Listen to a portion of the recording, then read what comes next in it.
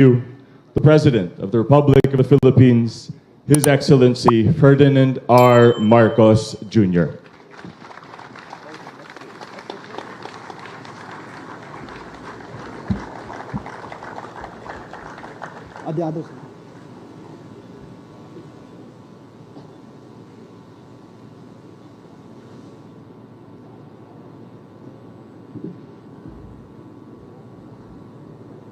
Thank you very much, Governor Mati.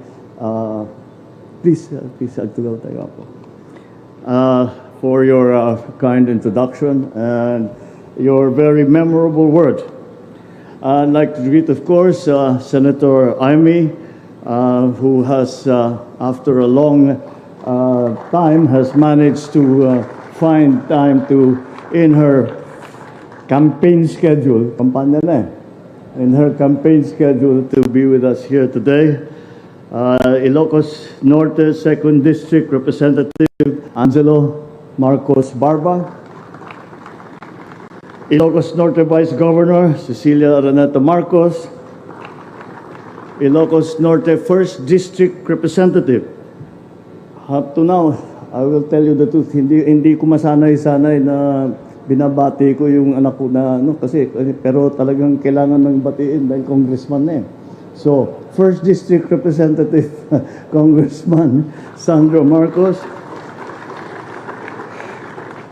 the Chief of Staff of the Armed Forces of the Philippines, General Romeo Browner Jr., the officials and employees and residents of Batak, led by Mayor Alfred Chua.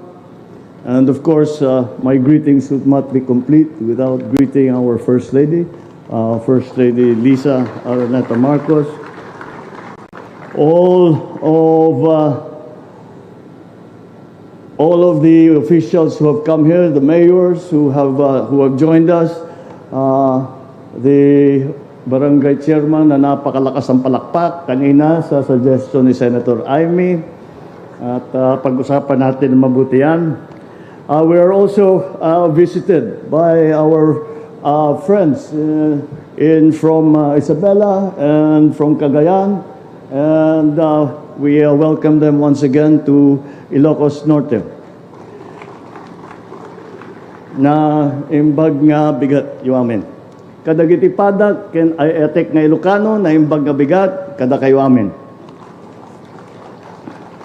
I always look forward to coming to Ilocos Norte, not only because it is really our home, but also in this special occasion when we commemorate the Marcos Day, which is the day of my father's birthday.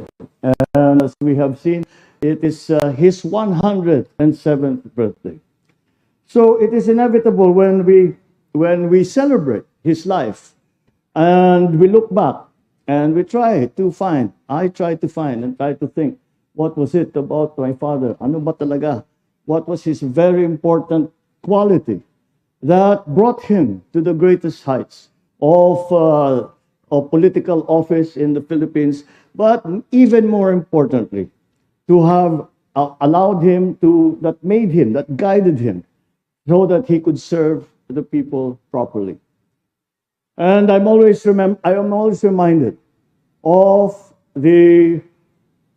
what was engraved in the mausoleum when my father was still buried here.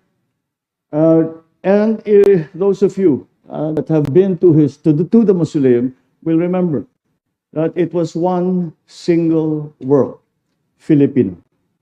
And that is the essence of my father. And when I look back, and now that I am in this high office, and many things many forces are impacting upon you, and a decision has to be made. And the guidance that I get, once again, is I always ask myself, what would my father do? What would be his advice? And I remember the mausoleum, and I remember that it says Filipino. And that is the essence of the man. He was a Filipino. He was an Ilocano first, but his whole life was dedicated to the Filipino. His whole life was dedicated to the Philippines. During his first foray into public service after his university and his law school was as a soldier during the war, where he was willing to make the ultimate sacrifice to defend his country and his people. And we have seen and heard and read about the heroic deeds that are only now being realized by many of us.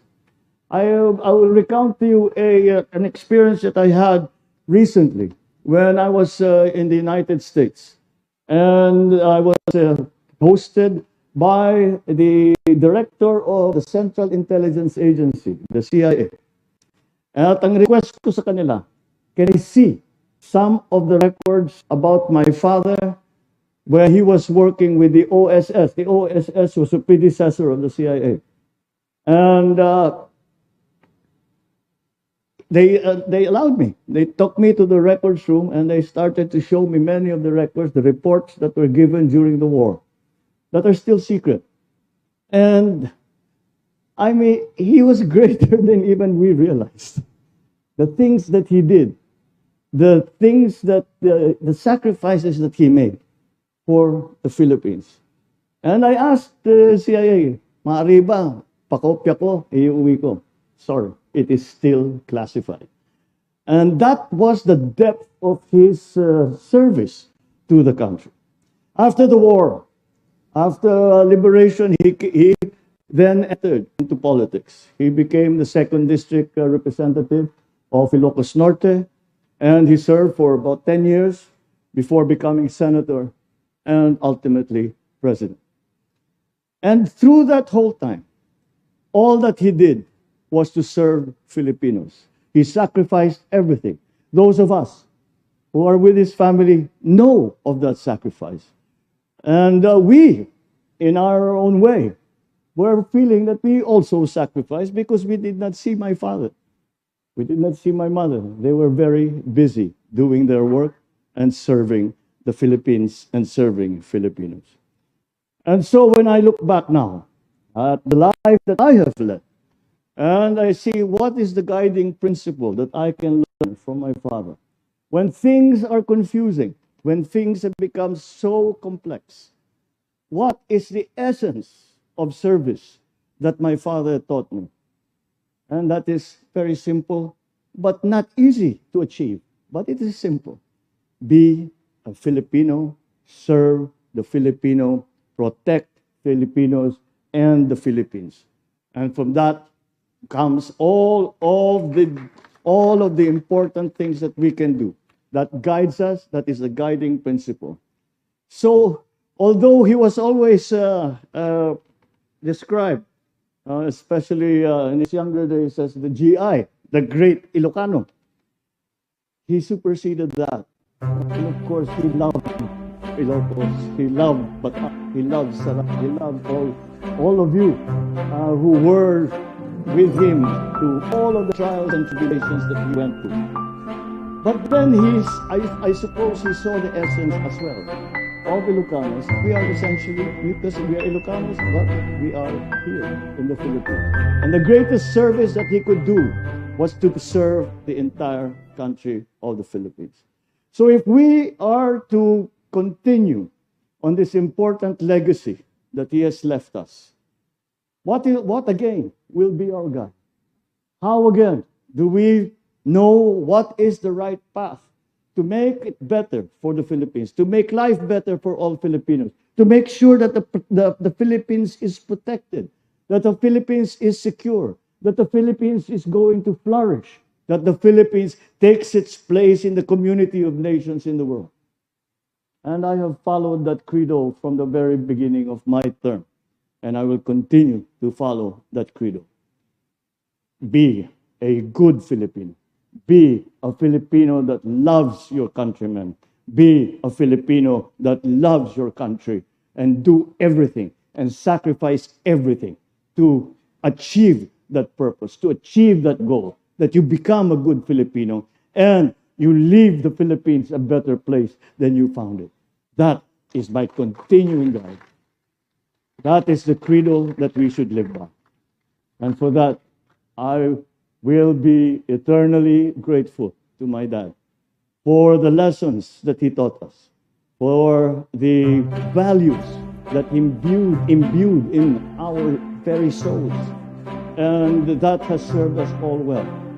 And so as we go through our daily lives, let us always remember that in the end, we do what we do.